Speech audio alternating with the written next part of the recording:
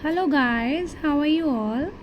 I hope you are doing fine and आपकी पढ़ाई भी बहुत बहुत ज़ोरों शोरों से चल रही होगी नवंबर 23 अटेम्प्ट के लिए।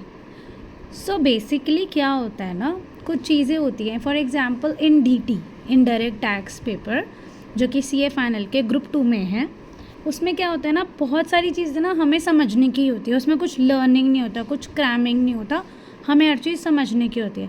बट कुछ चैप्टर्स ऐसे होते हैं ना जिनका वेटेज तो बहुत ज़्यादा होता है। फॉर एग्जांपल टीडीएस टीसीएस, इसका वेटेज अराउंड 8 to 12 मार्क्स का होता है।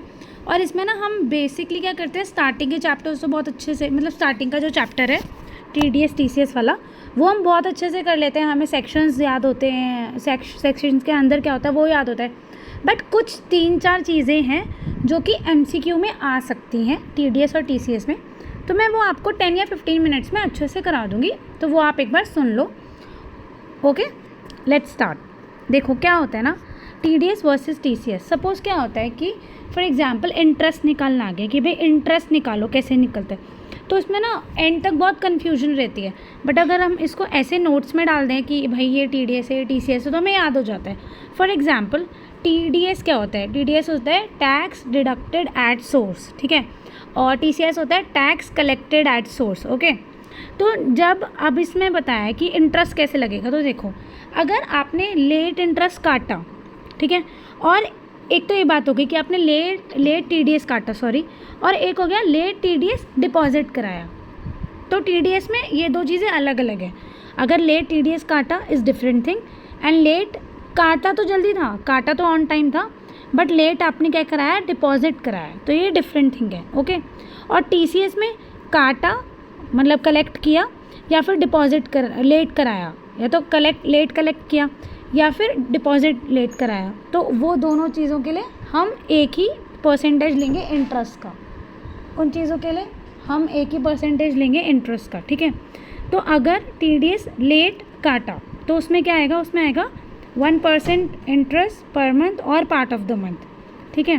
कहाँ से लगेगा, जिस दिन से टीडीएस कटना चाहिए था और जब तक एक्चुअली कटा, जिस दिन से टीडीएस कटना चाहिए था और जिस दिन एक्चुअली कटा, वहाँ से 1% और पार्ट ऑफ द मंथ होगा आपका इंटरेस्ट टीडीएस का। ओके, अब नेक्स्ट चीज़ देखो, अगर आपने टाइम पर कट तो कर दिया, मतलब डिडक्ट तो कर दिया, बट आपने डिपॉजिट लेट कराया, टीडीएस आपने टाइम पे डिडक्ट तो कर दिया बट आपने डिपॉजिट लेट कराया, तो देखो पहले तो यार आपने काटा ही नहीं था, चलो ठीक है, आपके पास पैसे ही, मतलब आपके पास तो पैसे नहीं आए थे ना टैक्स के, तो आपने आगे डिपॉजिट नहीं कराए, तो उसमें 1% इंटरेस्ट लगेगा पर मंथ या पार्ट ऑफ द मंथ।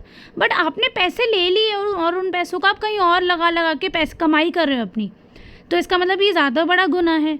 तो कितना लगेगा इंटरेस्ट, 1.5% लगेगा, 1.5% इंटरेस्ट लगेगा पर मंथ एंड और पार्ट ऑफ द मंथ। कहाँ से, जिस दिन एक्चुअली आपने काटा होगा और जब तक आपने अपने पास रखा होगा, मतलब जब तक आपने पे नहीं करा होगा, ठीक है।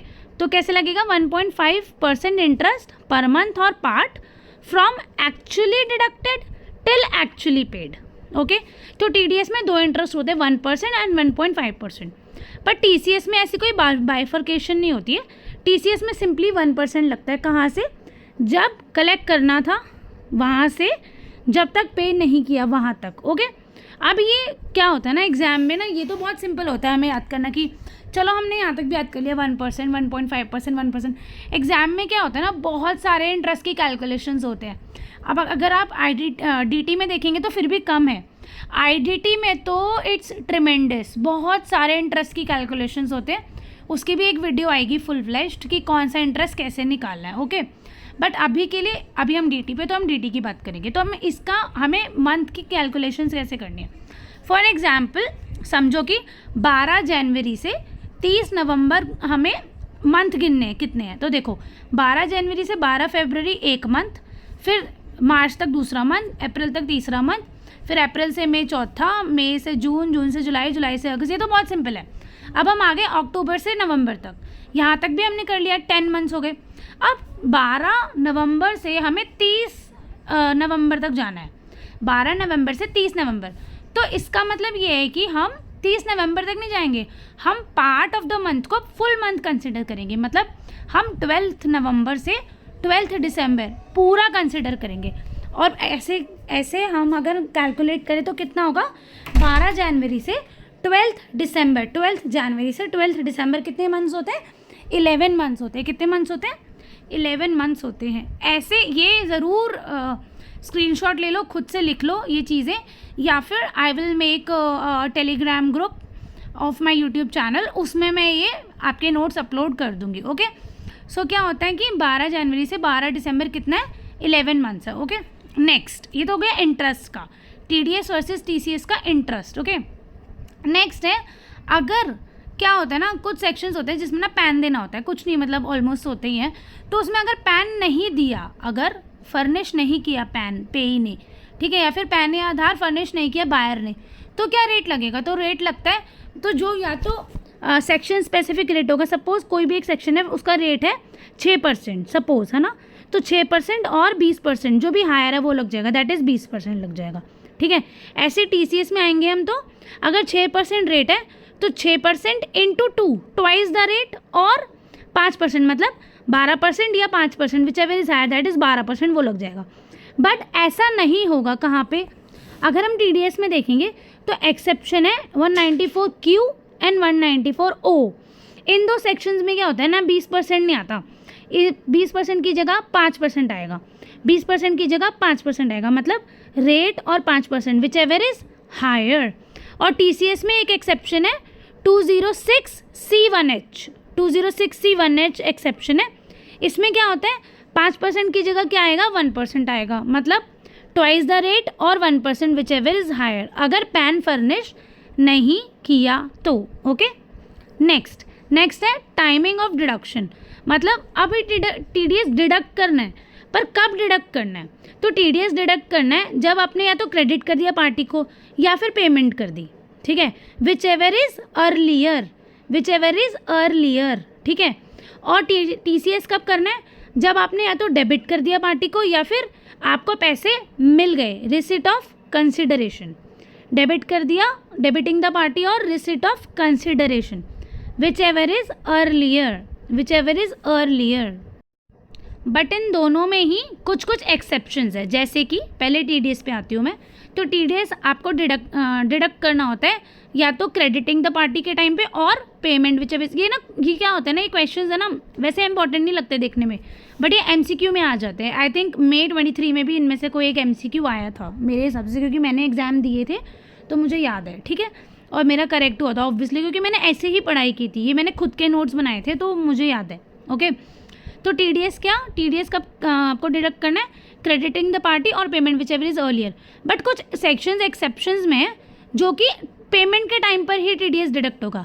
जिन सेक्शन में पेमेंट के टाइम पर ही TDS डिडक्ट होगा वो क्या है, देखो पहले तो सैलरी वाले ले लो दोनों। ठीक है, 192 है, ये तो आपको ऐसे याद हो जाएगा। ठीक है, फिर उसके बाद 194 में कौन से है, BBBNRDALA, ये सारे सेक्शंस है। तो इसके लिए मैंने कोड क्या बनाया था, सिंपल सा है, देखो 192 और 192 है तो आपको याद हो जाएगा आराम से। ठीक है, उसके बाद क्या बोलोगे, BB सर ने NR लड़के को ट्यूशन डाला। ठीक है, BB सर ने NR लड़के, नॉन रेजिडेंट लड़के को ट्यूशन डाला। ठीक है, इतनी सी बात है। तो BBB सर ने, उसके बाद NR, फिर DALA। ठीक है, इतना हो गया। और TCS में क्या एक्सेप्शंस है, मतलब कि TCS कलेक्ट कब करना है, जब रिसिट ऑफ कंसिडरेशन में, तभी ना कि डेबिटिंग और receipt which ever is earlier, ये सब नहीं देखना।